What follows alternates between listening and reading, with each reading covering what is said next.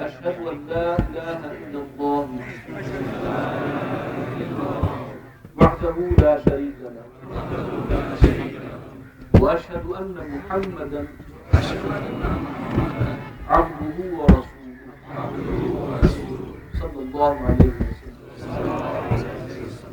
أستغفر الله ربي من كل ذنب وأتوب إليه توبة نصوحا. إني أعاهد الله على أن أهجر كلما يكرهه وأجاهد في سبيله جهد استطاعتي وأنفق مالي وأبذل نفسي لإقامة دينه وإعلاء كلمته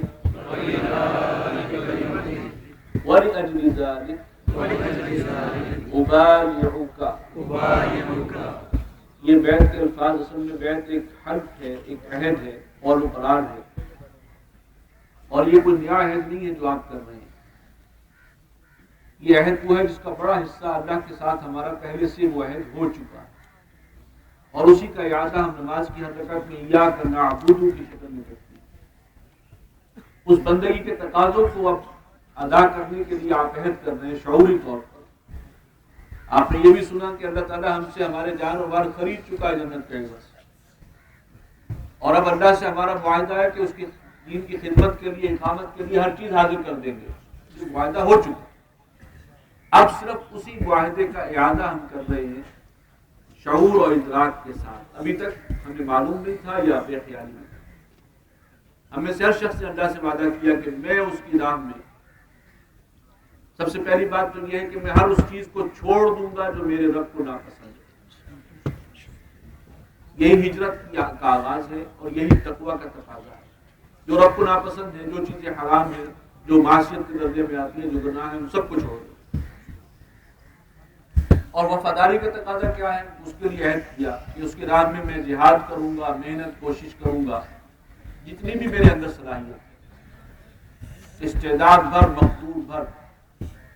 اور وہ کیسے ہے کہ اپنا مال بھی اس راہ میں خرچ کروں گا اور جسم و جان کی توانائیاں کھپاؤں گا اور لگاؤں گا، تاکہ اللہ کا دین قائم و غالب ہو جائے اور اس کا کلمہ سب بلند ہو. یہ ہے جو تقاضے دین کے سامنے آئے، ان کو عملی طور پر ادا کرنے کا عہد ہم نے کیا.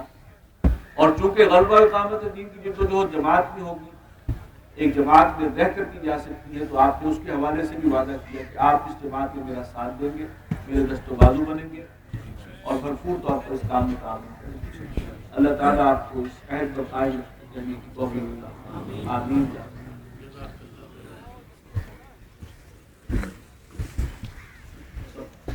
دعا کرتے ہیں.